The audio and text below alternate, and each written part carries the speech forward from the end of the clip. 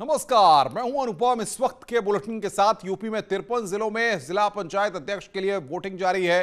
दोपहर 3 बजे तक वोट डाले जाएंगे। वोटिंग के मद्देनजर सुरक्षा के पुख्ता इंतजाम किए गए हैं। बता दें कि जिला पंचायत अध्यक्ष चुनाव में 22 जिलों में निर्विरोध चुनाव हो चुके हैं। इनमें से 21 जिलों में बीजेपी ने जीत दर्ज की है, जबकि समाजवादी पार्टी ने एक सीट पर जीत दर्ज की है। वोटों की गिनती आज ही होगी और इसके बाद ही पता चलेगा कि आपके जिले का जिलेदार कौन होगा।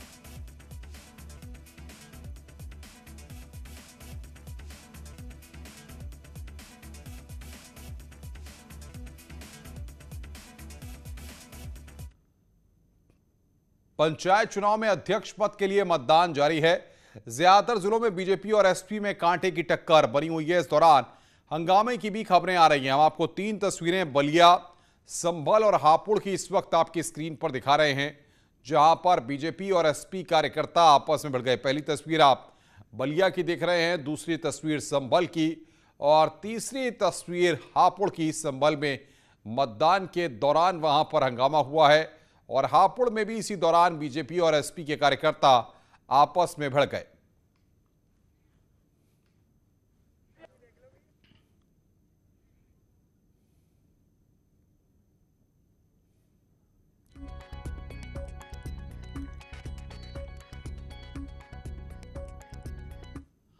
प्रतापगढ़ से बड़ी खबर है। प्रतापगढ़ में बीजेपी अध्यक्ष प्रत्याशी शमा सिंह ने धरना दिया है। पति और समर्थकों के साथ सड़क पर बैठ गई हैं।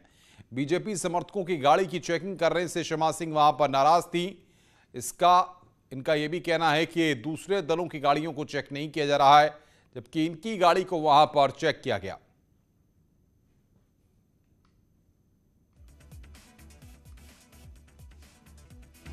तो प्रतापगढ़ से खबर, बीजेपी की प्रत्याशी वहां पर धरने पर बैठ गई हैं। शमा सिंह ने वहां पर धरना शुरू कर दिया है। पति और समर्थकों के साथ सड़क पर ही धरने पर बैठ गई हैं। बीजेपी की गाड़ी की चेकिंग करने से नाराजगी है यहां पर, जबकि कहना है कि बाकी दलों की गाड़ियों की चेकिंग वहां पर नहीं की गई है। मैं यहाँ से जा रहा था, मेरी गाड़ियों को इन्होंने रोका और मेरे असलहे चेक किए, सब कुछ चेक किए। इसके पहले जनसत्ता दल के राष्ट्रीय अध्यक्ष की गाड़ी गई और 60 गाड़ियों का काफिला गया। इन्होंने एक भी गाड़ी नहीं चेक की, ना किसी असलहे को चेक किया। मैं अपने ना रोका इन्होंने, ना कोई कानून का पालन किया। सारी गाड़ियों में फिल्म लगे हैं और सारे असलहे लैस हैं, उसमें किसी को नहीं रोका। और मैं अपने परिवार के साथ जिला पंचायत का चुनाव कराने जा रहा हूँ, ये मेरी गाड़ी को रोके और बाकायदे चेक किए। तो यहां पर ये तस्वीरें हम आपको दिखा रहे हैं इस वक्त आपकी स्क्रीन पर, किस तरीके से वहां पर गाड़ी रोकने को लेकर शमा सिंह ने धरना प्रदर्शन शुरू कर दिया है और पति के साथ वो धरने पर बैठ गई हैं। बीजेपी उम्मीदवार ने धरना वहां पर शुरू कर दिया है। और सीधे चलेंगे बातचीत करने के लिए लखीमपुर खीरी से मनोज हमारे संवाददाता हमारे साथ जुड़ रहे हैं। शामली से शहनवाज, बदायूं से सुशील पांडे और बस्ती से रहमान, कानपुर से अमित गंजू भी हमारे साथ जुड़ रहे हैं। सबसे पहले बदायूं का रुख करते हैं। सुशील पांडे हमारे साथ हैं। सुशील, काफी वक्त हो चुका है, अपने कितने सदस्य अपने मत का प्रयोग कर चुके हैं?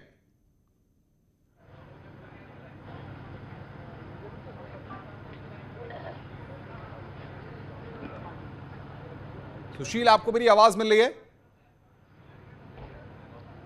जी बिल्कुल अनुपम, एक बार अपना सवाल दोहराएं। कितने सदस्य अब तक अपने मत का प्रयोग कर चुके हैं? किस तरीके से मतदान जारी है?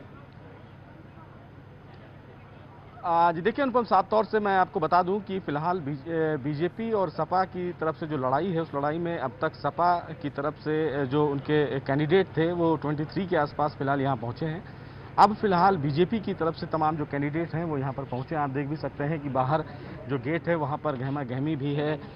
तमाम जो कैंडिडेट्स हैं वो फिलहाल यहाँ पर बस से पहुँचे हैं और अब वो धीरे धीरे तमाम लोगों का यहाँ पर जो दस्तावेज है उन तमाम दस्तावेजों की जांच करने के बाद प्रशासन फिलहाल उनको फिलहाल यहाँ पर अंदर आने की जो प्रक्रिया है वो शुरू कर रहा है। तमाम जो ऐसे कैंडिडेट्स हैं वो फिलहाल पहुँचे हैं। चूँकि सपा के भी जो कैंडिडेट थे अनुपम, मैं आपको बताऊं, वो सभी लोग इकट्ठा यहाँ पर पहुँचे थे अपनी गाड़ी में और ऐसे ही बीजेपी के द्वारा भी यहाँ पर एक बस लाई गई और उस बस में तमाम जो उनके कैंडिडेट हैं वो यहाँ पर पहुँचे हैं।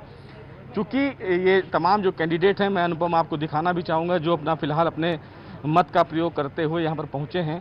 आप लोग अपना मत का प्रयोग यहाँ पर किया है। हाँ। किसी प्रकार की कोई दबाव, कोई दिक्कत? दबाव किसका मानेंगे, देखना रहे मुँह से। दबाव कहाँ मानते हम, दबाव नहीं मानते हम किसी का। सपा और बीजेपी की बड़ी लंबी टक्कर है, क्या कहेंगे? भाजपा जीतेगी, भाजपा को वोट करके आए हैं। जी, लेकिन यहाँ वर्चस्व बताया जा रहा है। नो, नथिंग, कोई पार्टी वार्टी नहीं, सिर्फ भाजपा, केवल भाजपा। क्या कहेंगे? जो मेरे छोटे भाई ने कहा है वो 100% सही है। 100% सही है। कितने लोग सर आप लोग बस में यहाँ पर आए हैं फिलहाल, गाड़ी में? बस में नहीं थे, घरों से आए हैं। बस हमारा तो घर ही 1.5 किलोमीटर पे है। घरों से आए। ठीक है, केवल जानी से। तो अनुपम देख भी सकते हैं कि ये तमाम जो कैंडिडेट हैं जिन्होंने अपने मत का प्रयोग किया है और साफ तौर से ये बता भी रहे हैं कि किसी के दबाव में कुछ नहीं है। पार्टी बीजेपी जो है वो फिलहाल यहाँ पर अपने जीत का परचम लहराएगी, ऐसा ये दावा कर रहे हैं। लेकिन फिलहाल रिजल्ट का जो है इंतजार हमें करना पड़ेगा। बिल्कुल सुशील, मैं आऊंगा आपके पास, बने रहिए। अमित गंजू हमारे साथ कानपुर से हैं, तमाम जो उनके पास भी चलेंगे। और रहमान इस वक्त जुड़ गए हमारे साथ बस्ती से। रहमान, बताइए वहां पर किस तरीके से मतदान हो रहा है? मैं आपको बता दूं, सुबह 11 बजे से मतदान शुरू हुआ है। बस्ती की बात की जाए तो 43 जिला पंचायत के सदस्य हैं जो वोटिंग करेंगे। यहाँ पर सपा और भाजपा में सीधी टक्कर है। तो अभी तक जो बात की जाए तो 32 लोगों ने अपने मताधिकार का प्रयोग किया है और लोग धीरे धीरे आ रहे हैं। तो अभी तक दोनों पार्टियां दावा कर रही हैं अपनी अपनी जीत का। 3 बजे जब काउंटिंग होगी तो उसके बाद रिजल्ट जब आएगा तब क्लियर होगा कि कौन किस पर भारी पड़ा। और इसके अलावा जो है सुरक्षा के पूरा इंतजाम किए गए हैं। चारों तरफ बैरिकेड आपको दिखा दें, यहाँ से कलेक्ट्रेट गेट है, ये सामने पूरी बैरिकेडिंग की गई है। यहाँ पे जो जिला पंचायत सदस्य जो आ रहे हैं उनको यहाँ से एंट्री दी जा रही है और चारों तरफ जो है बैरिकेडिंग की गई है। सुरक्षा के भारी इंतजाम किए गए हैं। अभी तक फिलहाल किसी तरह की गड़बड़ी और शिकायत नहीं मिली है। जी, बस्ती से हिफ्जुर रहमान हमारे साथ बने हुए हैं। रहमान, आप बने रहे हमारे साथ, आगे भी आपसे अपडेट लेंगे। अमित गंजू के पास रुख करेंगे हम। अमित गंजू हमारे साथ कानपुर से जुड़े हुए हैं। अमित, अगर कानपुर की बात करें तो वहां पर किस तरीके से मतदान चल रहा है? कितने सदस्य अब तक वोट डाल चुके हैं?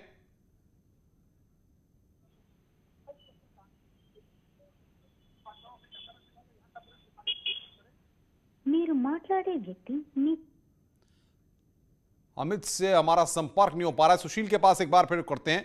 सुशील, समाजवादी पार्टी का गढ़ माना जाए या बेल्ट माना जाए, वहां पर इस बार क्या समीकरण बदायूं में बदले हुए नजर आ रहे हैं? जी देखिए, साफ तौर से जो समीकरण है निश्चित रूप से अनुपम बदले हुए नज़र भी आ रहे हैं। क्योंकि जो फिलहाल अभी अगर इस चुनाव की बात करें तो कैंडिडेट जो हैं वो फिलहाल अपने अपने प्रत्याशियों के साथ आ रहे हैं। यानी कि अगर निर्दलियों की बात करें या फिर किसी पार्टी विशेष के लोगों की बात करें तो फिलहाल तमाम जो लोग हैं वो किसी पर्टिकुलर पार्टी के साथ मिलकर आ रहे हैं, जिसमें से सपा और बीजेपी से वो मिले हुए हैं। चाहे उसमें निर्दलीय जो लोग हों वो भी सपा के साथ आ रहे हैं और उसमें बीजेपी के लोग हों वो भी फिलहाल बीजेपी के साथ आ रहे हैं। सभी जो कैंडिडेट हैं वो फिलहाल अपने अपने तमाम समर्थकों के साथ फिलहाल यहाँ पहुँच रहे हैं। लेकिन समर्थकों को फिलहाल इस सेंटर में फिलहाल आने की इजाज़त है नहीं। लेकिन जिस तरह जो बदायूं की राजनीति की अगर बात करें तो बदायूं की राजनीति में साफ तौर से ये पूरा सपा का गढ़ माना जा रहा है और ऐसे में बीजेपी के लिए भी कहीं ना कहीं एक बड़ा वर्चस्व है। और ऐसे में देखना बेहद अहम होगा कि जो वर्षा यादव हैं वो क्या इस सपा के गढ़ में सेंध लगा पाती हैं या फिर नहीं, क्योंकि कहीं ना कहीं बीजेपी के तमाम जो बड़े नेता हैं उनकी भी नज़र फिलहाल बदायूं के जिला पंचायत अध्यक्ष की सीट पर बनी हुई है। और ऐसे में सपा की बात करें तो धर्मेंद्र यादव जो फिर अखिलेश यादव के चचेरे भाई हैं उनकी भी साख का बात है, क्योंकि उनके द्वारा भी यहाँ पर कई प्रत्याशी जो हैं वो यहाँ पर पहुँच भी रहे हैं। तो लड़ाई बहुत टक्कर की है। देखना बेहद अहम होगा कि जो लड़ाई है उस लड़ाई में जीत किसकी होगी अनुपम। लेकिन सबसे महत्वपूर्ण बात इस मामले में यह है कि जो बीजेपी की तरफ से तमाम जो प्रत्याशी यहाँ पर आ रहे हैं उनका साफ तौर से ये कहना है कि लड़ाई, इस पूरी लड़ाई में बीजेपी की ही जीत होगी, क्योंकि सरकार ने काम किया है। बेहद अहम ये सीट मानी जा रही है। वैसे में देखना बेहद अहम होगा। बिल्कुल बिल्कुल सुशील, बहुत बहुत शुक्रिया आपका अपडेट देने के लिए और साथ ही साथ हिफ्जुर रहमान और अमित आपका भी बहुत बहुत शुक्रिया। और बड़ी खबर इस वक्त आ रही है, धर्मांतरण केस में उमर गौतम पर एक्शन लिया गया है। उमर गौतम के ठिकानों पर ईडी की छापेमारी इस वक्त जारी है। ईडी के सूत्रों के हवाले से बड़ी खबर, दिल्ली और उत्तर प्रदेश में 6 जगहों पर फिलहाल ये छापेमारी चल रही है। दिल्ली के बाटला हाउस स्थित घर पर छापा पड़ा है। विदेशी फंडिंग से जुड़े मामलों में यहां पर यह कार्रवाई की जा रही है। उमर गौतम पर यहां पर एक्शन लिया जा रहा है। विदेशी फंडिंग से जुड़े मामलों में एक्शन यहां पर लिया जा रहा है। बड़ी खबर इस वक्त की,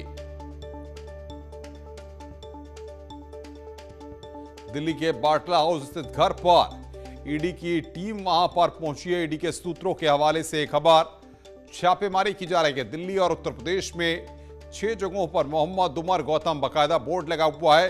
ये दिल्ली के जामिया में उमर गौतम का घर है, जहां पर टीम पहुंची है और फिलहाल उमर गौतम के ठिकानों पर छापेमारी की जा रही है। ईडी के सूत्रों के हवाले से इस वक्त की बड़ी खबर, जिसको न्यूज़ 18 अपने दर्शकों को बता रहा है। शंकर आनंद बातचीत करने के लिए हमारे साथ फोन लाइन पर जुड़ गए हैं। शंकर, क्या जानकारी मिल पा रही है, कहां पर छापेमारी चल रही है? देखिए, केंद्रीय जांच एजेंसी ईडी की टीम दिल्ली सहित उत्तर प्रदेश के कुल 6 लोकेशन पे छापेमारी करी है। अगर दिल्ली की बात करें तो दिल्ली के बाटला हाउस इलाके में स्थित उमर गौतम का जो आवास है, उस आवास पर छापेमारी कर रही है। इसके साथ ही इसी मामले में जो धर्म परिवर्तन कराने के आरोप में जो जहांगीर की जिसकी गिरफ्तारी हुई थी, उसके आवास पर छापेमारी की जा रही है। और इसके साथ ही बाटला हाउस इलाके में ही इसका जो दफ्तर है, उमर गौतम का जो दफ्तर है, जो इस्लामिक दावा सेंटर के नाम से है, उस दफ्तर पे भी छापेमारी की जा रही है। और इसके साथ ही उत्तर प्रदेश में बात करें तो उत्तर प्रदेश में कई इससे जो संबंधित है, उमर गौतम से संबंधित कुछ अन्य आरोपी जिसकी गिरफ्तारी की गई थी उत्तर प्रदेश एटीएस के द्वारा, तो वहां पर भी छापेमारी की जा रही है। तो एक तरह से कहा जा सकता है कि शुरुआती तौर पर उन 6 लोकेशन पर छापेमारी की जा रही है, जहां से संबंधित ईडी को काफी महत्वपूर्ण जानकारी मिली थी। और ईडी के सूत्रों की अगर माने तो आज छापेमारी के दौरान में काफी महत्वपूर्ण दस्तावेज और सबूत जो है वो ईडी के हाथ लगे हैं। ईडी का जो मामला है वो मनी लॉन्ड्रिंग से जुड़ा मामला है और ईडी इन मामलों पर तफ्तीश कर रही है कि किस तरह से कई देशों से पैसे, लाखों करोड़ रुपए पैसे जो है उमर गौतम के अकाउंट में आए थे और उमर गौतम को क्या हवाला के जरिए भी पैसे दिए गए थे। तो इन तमाम मामलों पर विस्तार से तफ्तीश की जा रही है और इसी तफ्तीश के दौरान आज छापेमारी की जा रही है। छापेमारी के दौरान में जो कई बैंक अकाउंट्स और उससे संबंधित जो महत्वपूर्ण दस्तावेज हैं वो हाथ पे लगे हैं और किस तरह से धर्मांतरण करवाया जाता था, तो उसके लिए किस तरह से फहरिस्त, नामों की फहरिस्त बनती थी, कौन कौन से लोग शामिल होते थे। तो उसी छापेमारी के दौरान में तमाम जो दस्तावेजों को जब्त करने की प्रक्रिया चल रही है और इस वक्त में ईडी की टीम 6 लोकेशन पर छापेमारी करते हुए जो भी सामान जब्त हो रहा है उसकी एक फहरिस्त बनाई जा रही है और उस पर हस्ताक्षर करवा करके उसको जब्त किया जा रहा है। कहा जा सकता है कि आने वाले वक्त में इस मामले में कई और भी बड़े खुलासे ईडी की टीम कर सकती है। बिल्कुल शंकर, बहुत बहुत शुक्रिया आपका तमाम अपडेट्स देने के लिए। शंकर आनंद हमारे संवाददाता इस वक्त की बड़ी खबर पर हमें अपडेट दे रहे थे। आगे बढ़ते हैं, खबर कानपुर से है। कानपुर में मुस्लिम बाहुल इलाके में एक और परिवार पर धर्म परिवर्तन के लिए दबाव बनाने का मामला सामने आ रहा है। पीड़ित परिवार का आरोप है कि इलाके के बहुसंख्य मुस्लिम उन पर धर्म परिवर्तन करने का दबाव बना रहे हैं और फिर इसका विरोध करने पर आए दिन मारपीट करते हैं। पिछले दिनों भारी संख्या में जुटे लोगों ने उन पर पथराव कर दिया, जिस पर पीड़ित परिवार ने मामले की शिकायत डीसीपी से की। इस पर पुलिस ने मामला दर्ज कर जांच पड़ताल शुरू कर दी है। पीड़ित परिवार ने अपने घर के बाहर पलायन के साथ घर बिकाऊ है लिख दिया है। आरोप के मुताबिक मुस्लिम महिलाएं उससे मस्जिद जाने पर बेटा होने की बात कह रही हैं, वहीं बेटी को मदरसे में पढ़ाने के लिए भी दबाव बनाया जा रहा है। इनका आरोप है कि कई बार पुलिस से शिकायत करने पर भी पुलिस ने कोई कार्रवाई नहीं की। के जो मुस्लिम हैं, जो मेरे पड़ोसी हैं, अतिया खान और अच्छन चौधरी, उनका सब पूरा परिवार जो है हमारी पत्नी पे मानसिक दबाव बनाते हैं।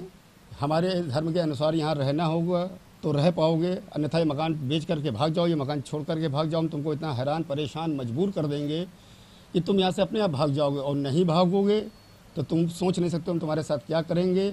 मानसिक दबाव बना रहे हैं धर्म परिवर्तन करने के लिए। मेरी पत्नी से कहते हैं आइए मस्जिद आया करिए, आपके बेटा हो जाएगा। रजिया बेगम बोलती है मदरसा भेजा करो, इसको मदरसे में पढ़ाई करवाओ, ये अच्छे से पढ़ेगी। ये इंग्लिश मीडियम स्कूल में कुछ नहीं पढ़ाई होती है। आए दिन परेशान कर रहे हैं, नहीं मान रहे हैं। मैं एप्लीकेशन प्रार्थना पत्र जो भी देती हूँ उस पर कोई कार्रवाई नहीं होती है और कह देते हैं ये तुम्हारा भाई भाई का विवाद है। हाँ, हम अपना घर छोड़ने के लिए मजबूर हैं, ये लोग मजबूर कर चुके हैं। इसलिए हमने अपने मकान में लिख दिया है कि ये मकान बिकाऊ है, पलायन में यहाँ से नहीं रह पाऊंगी।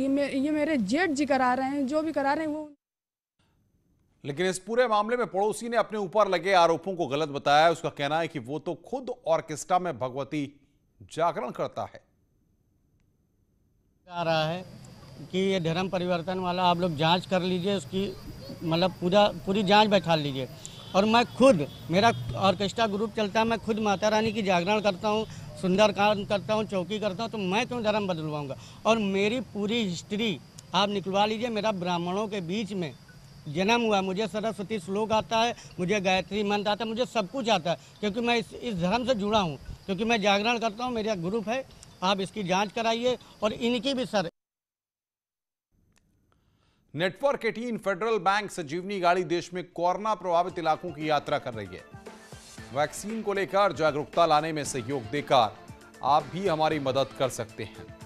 आपको दिखाते हैं आज संजीवनी गाड़ी किन इलाकों का दौरा कर रही है।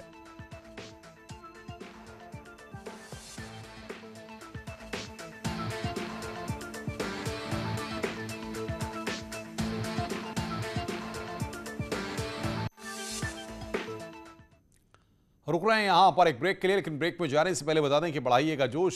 जब ओलंपिक में उतरेंगे मैन इन ब्लू, आप भी पहनिए टीम इंडिया वाला टी शर्ट। जानिए इसे जीतने का क्लू, बस स्क्रीन पर दिख रहे QR कोड को स्कैन करें और क्विज में भाग लें। जुड़िए न्यूज 18 के साथ और रोज के लिए ये क्विज और जीतिए टीम इंडिया का टी शर्ट। इस न्यूज हेडलाइंस के प्रायोजक एसी चाहिए वैल्यू प्लस आइए, वैल्यू प्लस रिश्ता विश्वास का।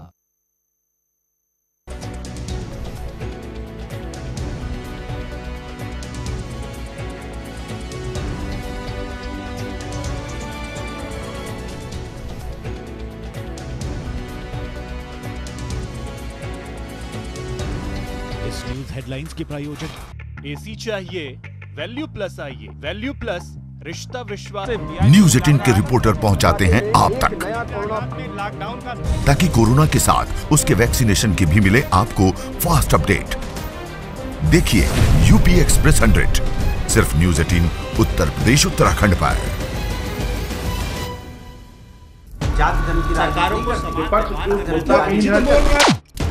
मुद्दा भटका दिया जाए तो शोर बन जाता है। ये बीजेपी की फर्जी वैक्सीन नहीं है ना, ये मान लिया आपने। मुद्दा सलीके से उठाया जाए तो सवाल बन जाता है।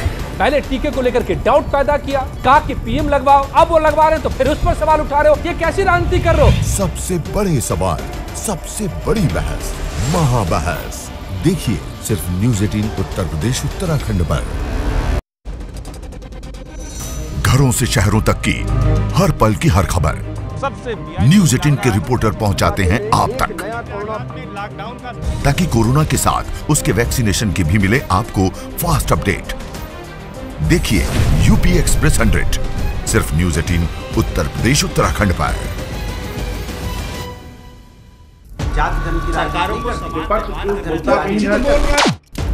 मुद्दा भटका दिया जाए तो शोर बन जाता है। ये बीजेपी की फर्जी वैक्सीन नहीं है ना, ये मान लिया आपने। मुद्दा सलीके से उठाया जाए तो सवाल बन जाता है।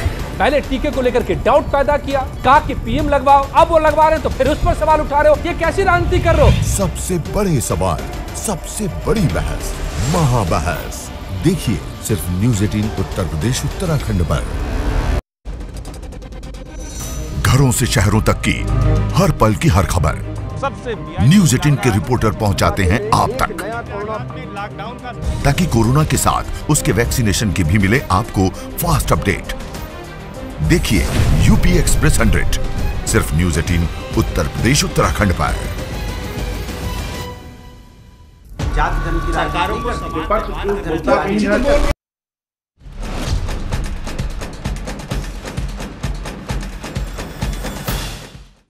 बड़ी खबर मुजफ्फरनगर से आ रही है। पंचायत अध्यक्ष चुनाव के दौरान हंगामा हुआ है। निर्दलीय प्रत्याशी के समर्थकों ने हंगामा किया है। सत्येंद्र बालियान के समर्थकों पर आरोप लगा है। सिविल लाइन थाना क्षेत्र का यह पूरा मामला, भारी पुलिस बल तैनात किया गया है। मुजफ्फरनगर में हंगामा हुआ है। बड़ी खबर, निर्दलीय प्रत्याशी के समर्थकों ने वहां पर हंगामा किया है। यह जानकारी आ रही है। पंचायत अध्यक्ष चुनाव के दौरान वहां पर हंगामा हुआ है। सत्येंद्र बालियान के समर्थकों पर आरोप लगा। ये तस्वीरें हम आपकी स्क्रीन पर आपको दिखा रहे हैं।